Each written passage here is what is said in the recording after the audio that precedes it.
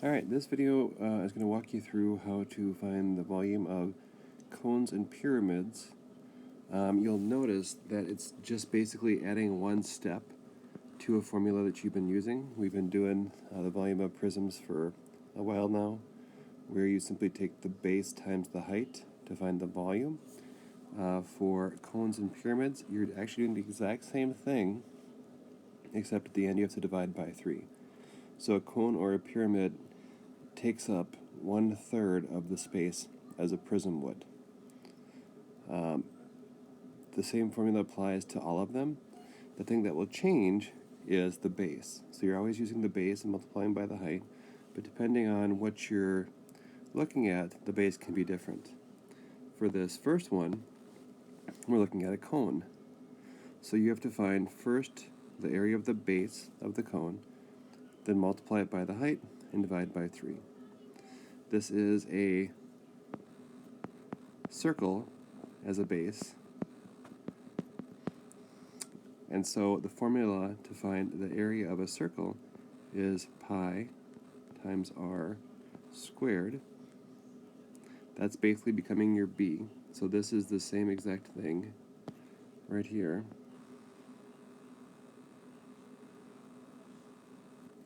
It's just since that it's a circle base, the formula for a circle, the area of a circle, is pi r squared.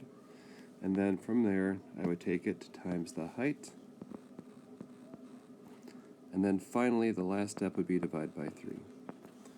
And once you got that, it's really just plugging numbers in and solving the equation. So we start with 3.14 is pi. The radius is 2. And then I have to square that. The height would be 8. And then again, the last step I do is divide by 3. So order of operations, pretty straightforward. 3.14 times 4 times 8, and then divide that by 3. Then I just plug this into my calculator. If I take 3.14 times 4 times 8, I'll get 100.48. And then my last step again is to divide by 3 because it is a cone and not a cylinder. So my final answer is going to be 33.49 inches cubed. That's all there is to it. Alright, moving on to the next one. Give ourselves some space here.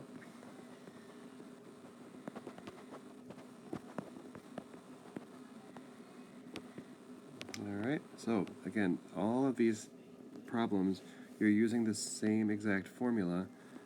The only thing that's changing is what the base would be. So go back to volume is equal to base times height, and I divide that by 3 at the end.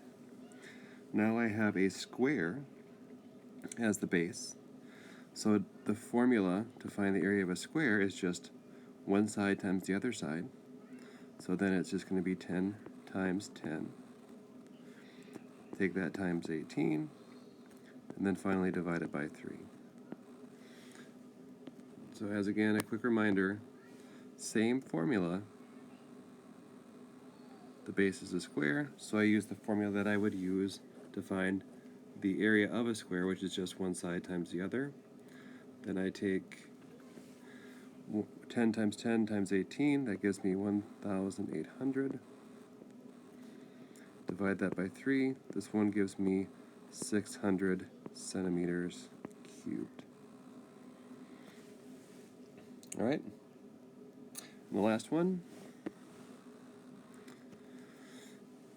start with the same formula. Volume is base times height divided by 3 because it's a pyramid.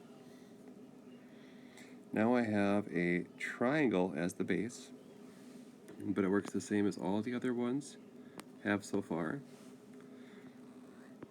To find the area of a triangle, it's 1/2 times the base times the height of the triangle, and then I I take that times the height of the pyramid and divide it by 3. Once I got my formula laid out, I'm just putting in numbers. So I take 1/2 times the base, which is 84, times the height, which is 71, because I'm looking at this triangle right here. That's my base. I take that times 64, and then because it's a pyramid, divide by 3 at the very end. So I'm just going to plug this into my calculator.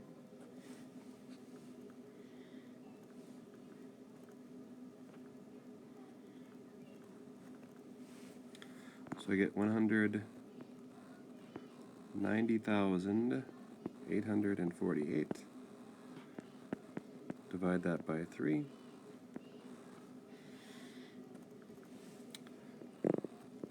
$63,616